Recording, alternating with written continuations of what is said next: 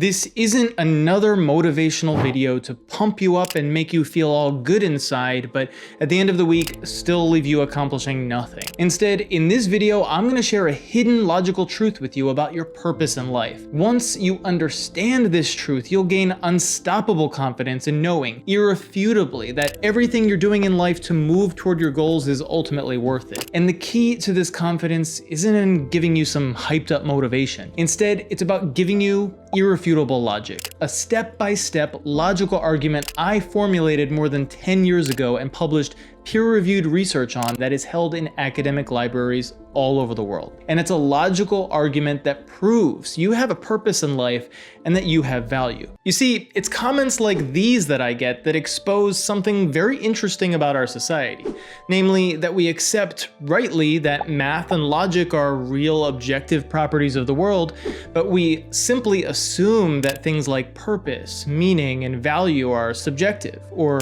not really real. I mean, but come on, right? Things like purpose and meaning are clearly just emotions or feelings, right? We even learn as early as 5th or 6th grade the difference between facts and opinions in English class. Facts are things we can measure and falsify, and opinions, well, nobody to date has really figured that out, even psychologically in terms of what those are. But we just assume all opinions or statements of value can't also be facts. But it's simply that. It's a cultural assumption. And most of us have bought into it without realizing it, but it's unconsciously ruining our lives because believing there's no real meaning or value to anything is unknowingly leading us to become unmotivated and take no action. Because what's the point, right? Needless to say, a large body of literature has been produced to show that it's absurd to state that we refer to specific things in reality when we say things like the cup is on the table and the dog is barking, but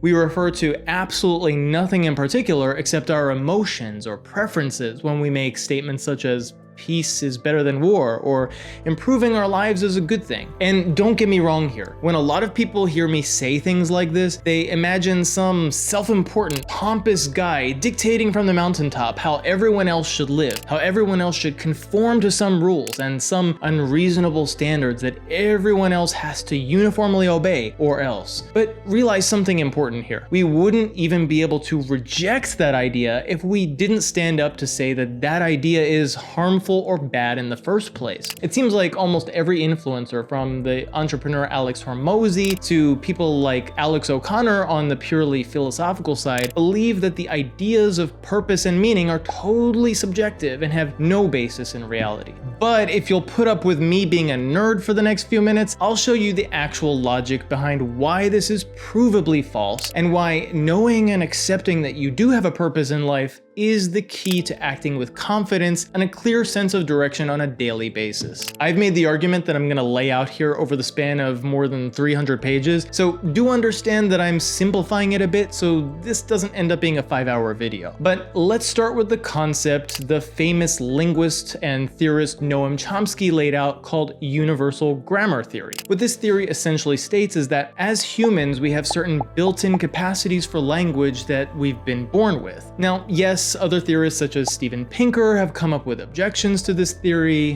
but at the most basic level, we can at least say that humans have evolved with some very basic capacities for developing language. Now, if we go back even further to the philosopher Immanuel Kant in the 18th century, we find some similar thinking. Kant argued that certain concepts are literally built into the mind. Things like causality, space, time. We can't even think about a thing called reality without these concepts forming a kind of foundation for all other concepts. For example, think of a thought. Let's say an elephant. Well, you just acknowledge the idea of causality because your mind just caused that thought. You also just acknowledge the idea of time because you previously didn't have that thought and now you do. Simply put, we make reference to certain concepts without even realizing it when we talk about existence or reality. The idea of reality is only meaningful because we accept the ideas of space, time, and causality. So now let's look at the idea of purpose in life. At the foundations of the idea of purpose in life is the idea of value. When we say my purpose in life is X, what we're really stating is it is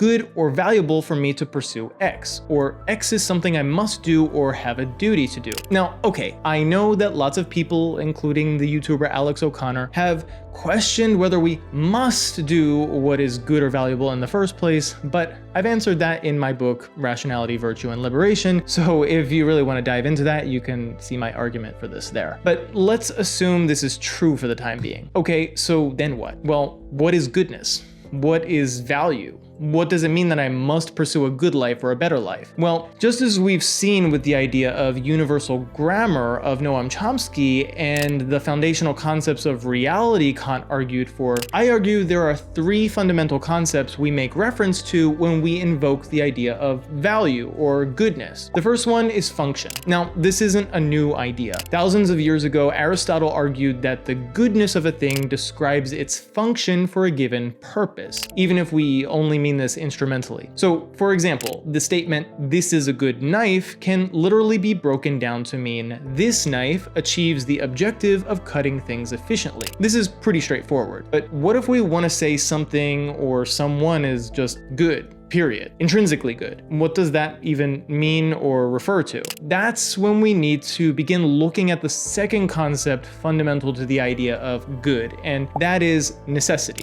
Going back to Kant's philosophy for a moment, if we take a look at the logical principle he discusses at length, namely modus tollens, or more simply, the statement, if P, then Q, we see that P is what logicians call sufficient for Q, and that Q is what logicians call necessary for P. To take a real example, let's say we're in a situation where we need to cut a piece of bread and we don't have any tools around us, but some knife. In this case, the knife is necessary for cutting the bread. There's no other way to cut it but by using this knife. But if it is necessary for cutting it, it follows logically that it must also be good for cutting it. We can't meaningfully say this knife is necessary for cutting this bread, but it isn't good for cutting it. In this way, the concept itself of necessity is fundamental to the very idea of goodness or value, just like space, time, and causality are necessary for the concept of reality. But let's take a look at the third concept, because this is really where we start to uncover something interesting. Borrowing from modern decision theory and social choice theory, when we again take the statement, this knife is good for cutting bread, we also imply this knife has some probability that it can cut bread. If there's absolutely zero probability that it could cut the bread, then it's impossible to say it's a good knife, at least a good bread cutting knife. So then what can we possibly say about the idea of value or goodness itself from all of this? Well, think about it for a moment. Just as the ideas of space, time, and causality are necessary for us to even think of a thing called reality in the first place, we can't meaningfully talk about value without invoking the concepts of necessity, tendency, and function. And if the very concept of value or goodness would be impossible without them, then it follows logically that necessity, tendency, and function must be fundamentally good, regardless of whatever objective or purpose we're talking about. Okay, so what's the big deal though, right? Well, the big deal is that this categorically, once and for all, destroys the notion that value or goodness isn't objective. It puts to rest the idea that all the statements about what is good or bad are simply statements of opinion instead of fact. And it gives us reason to dig even deeper, and we will. Because so far, we've only shown that value isn't subjective. We have a little bit more now to show that there's a purpose and meaning to life and that you should pursue your purpose. So how do we do that? Well, we start by realizing that it's not really goodness or value itself that's fundamental to the idea of purpose, but instead that it's the idea of what you might call betterness that's fundamental to it. In other words, the idea of purpose fundamentally invokes the idea of one thing being better than another. In other words, comparison. Recall from before that when we state my purpose in life is X, we're really stating it is good or valuable for me to pursue X. Well, not really. When we make such a statement, what we're really expressing is pursuing X is better for me to do than pursuing Y. When we choose a path in life, or literally decide anything, what we are implying is that one thing is better than another. Just like acknowledging space, time, and causality when we discuss reality, we literally can't escape making this judgment. But then we have to ask the same question. What does it really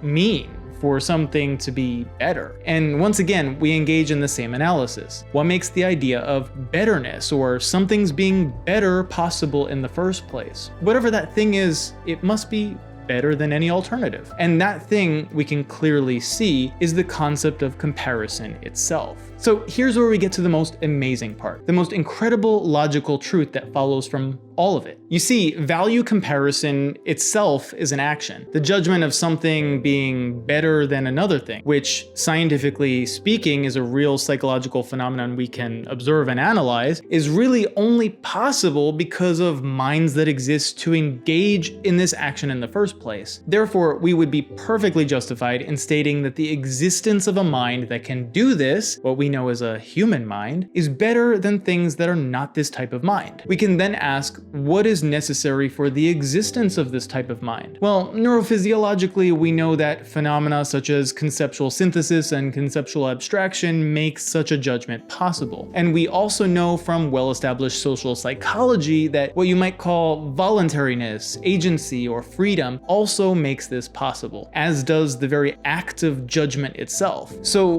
what we end up with is a very profound conclusion. All those ingredients that make us human, our ability to make judgments, our abstract creativity, our ability to act and think independently, all these things do logically have value. And in fact, it would be provably false to state that these aren't qualities we should seek to cultivate and improve. And that should make you feel powerful. You should wake up every day feeling confident that it's not all just meaningless. You do have a purpose in life. All your effort, all your focus at the end of the day, it is worth it. Some of you out there might hear this and think, oh, well, this devalues animals and other living things. And actually, that's not true at all. Some of you might also think, oh, well, then if this is true, how do I actually cultivate my purpose in life? How do I pursue it? All of those questions are way too long to get into here, but that's why I encourage you to check out this next video if you want to dig deeper into these answers.